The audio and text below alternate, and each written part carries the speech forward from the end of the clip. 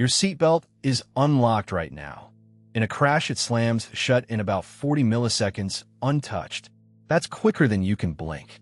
The rest of the time, it's supposed to be loose, sliding free enough to lean forward, twist around, dig through the glove box. So what flips the switch?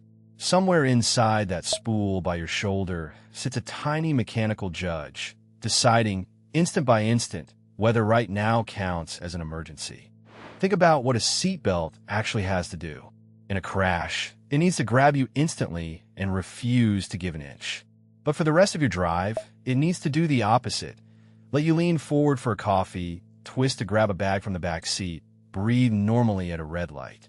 A strap that's always rigid would be unbearable to wear, and one that's always loose would be useless in a wreck. So engineers built something stranger than a strap, a spool of webbing that free spins, right up until the moment it doesn't. You were probably taught a seatbelt is basically a static strap. Buckle it, and it's locked full stop. That's wrong. Pull the webbing slowly right now, and it glides. That's not a design flaw. It's the default state. Inside the little box mounted in your car's pillar is a retractor, a spring-loaded spool with a ratchet gear around its edge and a pawl that's normally held back, waiting.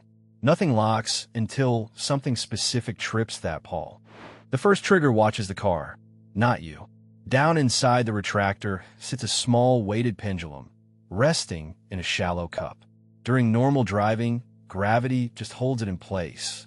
But slam the brakes or hit something, and the car decelerates violently while that little weight's own inertia tries to keep it moving forward. It tips over and swings a lever, and that lever shoves the pawl straight into the ratchet gear. The spool locks solid in a fraction of a second, before your body has even started to move. The second trigger doesn't care what the car is doing at all. It watches the webbing. Built into the spool are small flyweights, metal arms that spin along with it.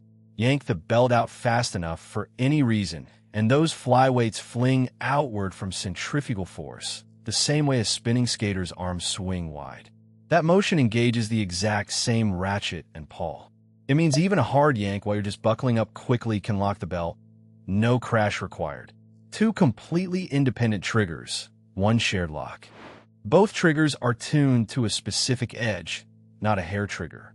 Engineers set the vehicle sensor to fire at roughly half a G of deceleration, about the jolt of hard emergency braking, not a pothole or a gentle stop at a light.